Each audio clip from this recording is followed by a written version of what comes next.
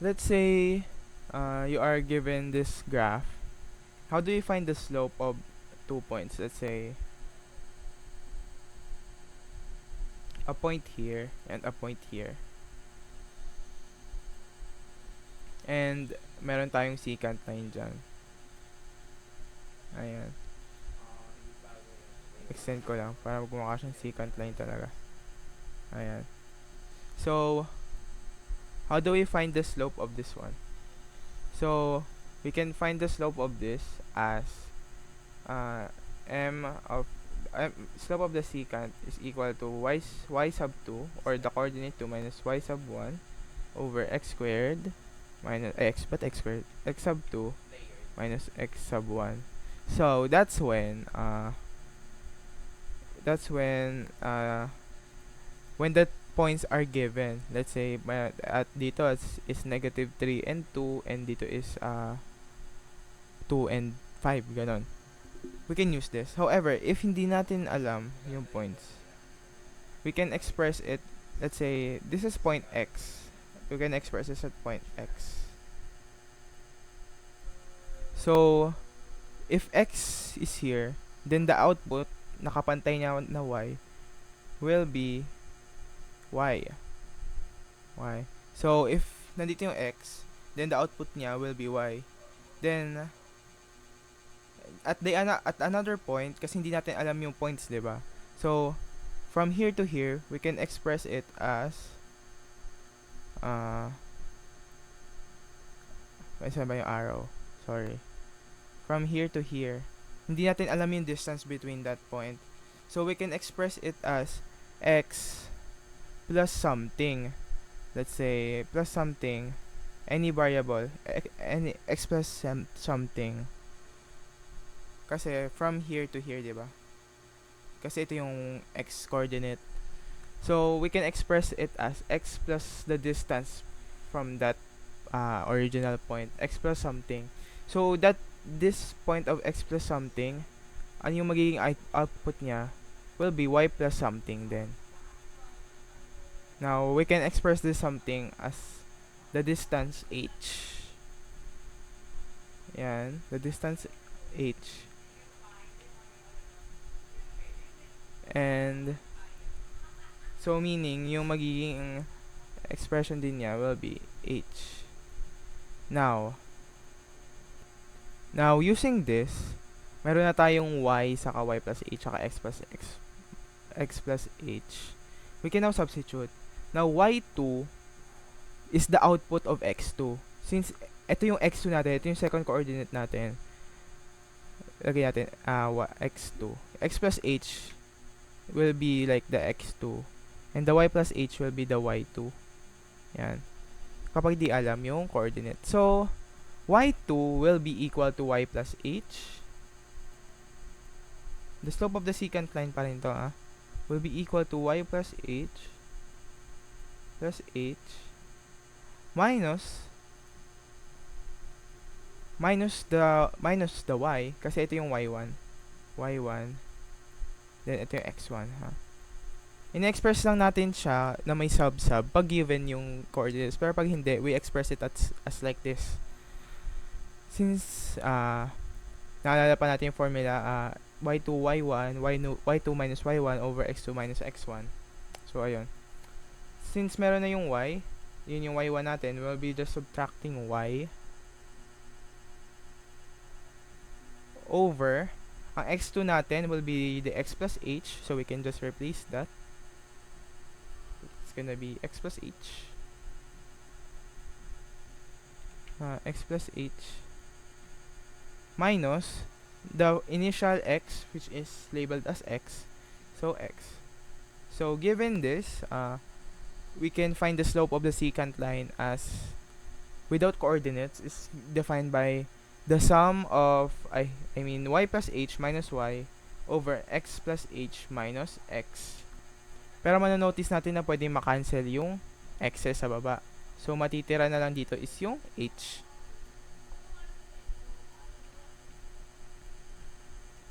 Ayan, h. Now, in the concept of derivatives, we are being asked to find the slope of a tangent line. So meaning, it's only at one point. So we need to condense these 2 points to be one. So we will take the limit as the two converges. So the slope of the secant line will be defined as the limit as distance h. This is distance, yung buong axis na to will be h. Kaya x plus h, di ba? As the distance h, as the distance between the 2 points h approaches 0, kasi kailangan nila mag-converge to form a secant line. So, to form a tangent line, di ba? As the limit as h, the distance h approaches 0 of the function y minus y plus h minus y over h. So, this is the formal definition of the derivative. I just explained it to you. Yun. Since y is also known as the f of x, we can replace the y as f of x plus h, diba? F of x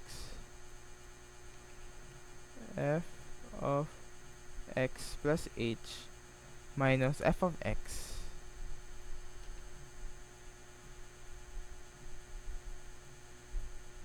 minus h. Sorry kung medyo walang visualization dito, but we need, since the concept of derivatives revolves around the tangent line, we need to converge these 2 points for it to be a tangent line. So, bale, magko-converge, ibang color.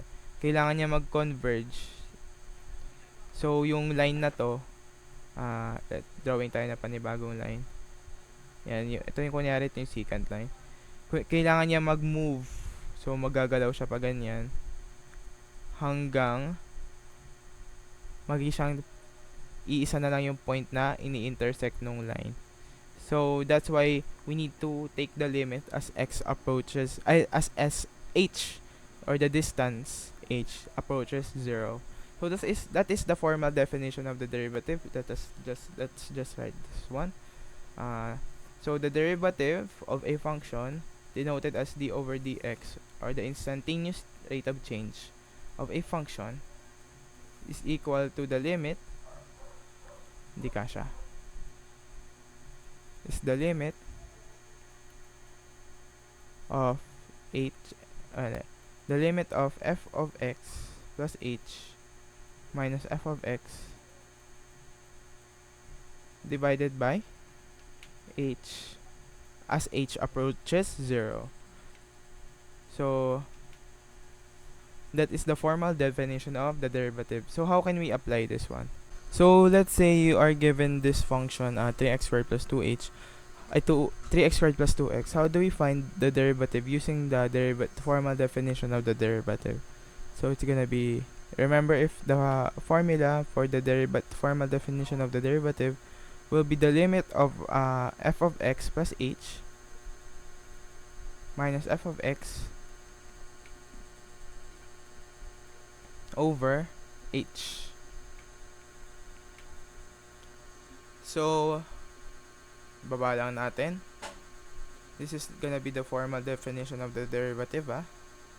So, we know that f of x is equal to 3x plus 2x. 3x squared plus 2x. So, let's put it here.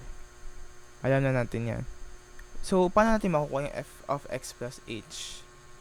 So, all we need to do is to add the variable h alongside x. So, if f of x is equal to 3x squared plus 2x, ang ating f of x plus h will be, wait lang, sub ko lang, will be 3x plus h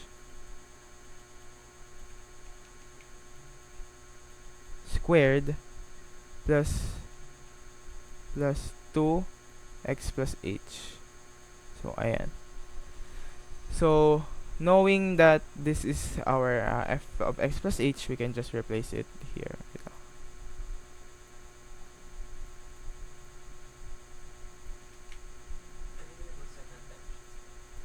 minus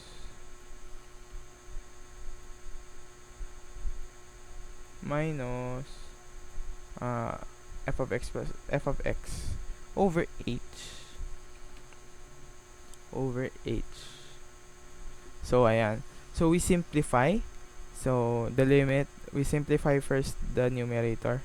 Bakit natin kailangan i-simplify? Kasi if we plug h immediately to the denominator, it will form either an indeterminate or an undefined value, which most likely magiging indeterminate yan kasi may h sa taas. So, ayun.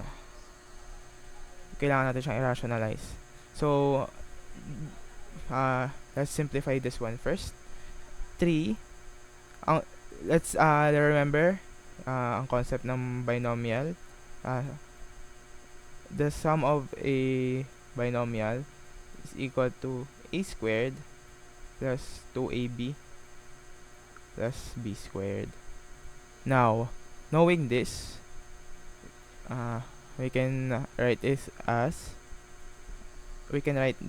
now as x squared plus 2xh plus h squared plus distribute lang yan 2x plus 2h minus 3x squared. Remember, don't forget to distribute the negative sign, so it's gonna be negative 2x over h, pangit ng line ko, sorry, over h. Pagpasensyaan nyo na. Anyways, ayan. I can now delete this, I think. So, akit lang natin kasi wala na akong space. So, let's distribute 3. So, as h approaches 0. So, 3x squared plus 6hxh plus h squared plus 2x plus 2h minus 3x squared minus 2x over x over h. So, delete lang natin ulit yung una. Ayan.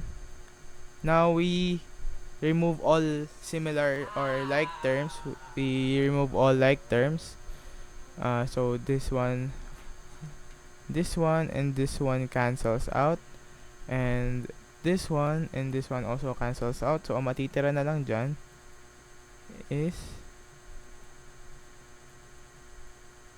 6xh plus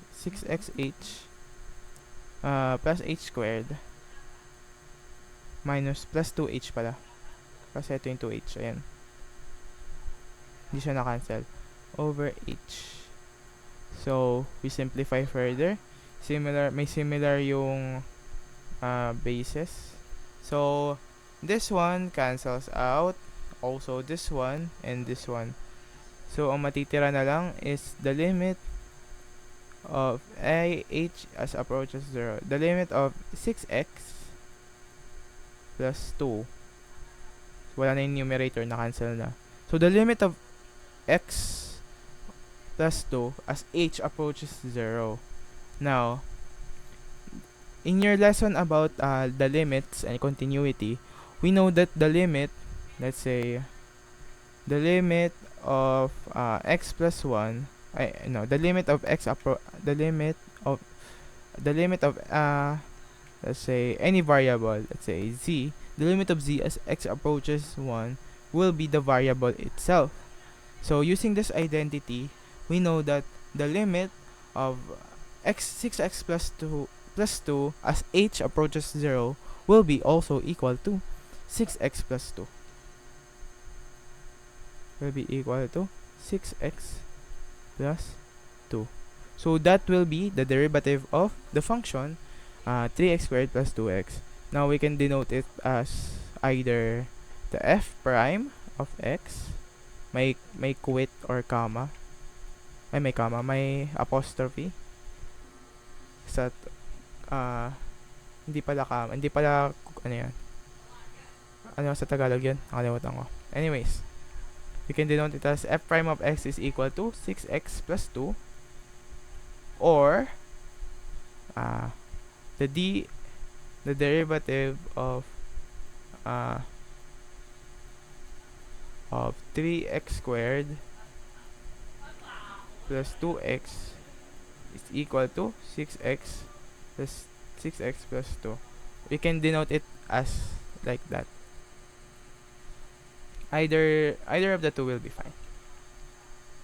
So that's how you use the formal definition of the limits, the formal definition of limits in finding the formal definition of derivatives in finding the derivative of a certain function. So thank you.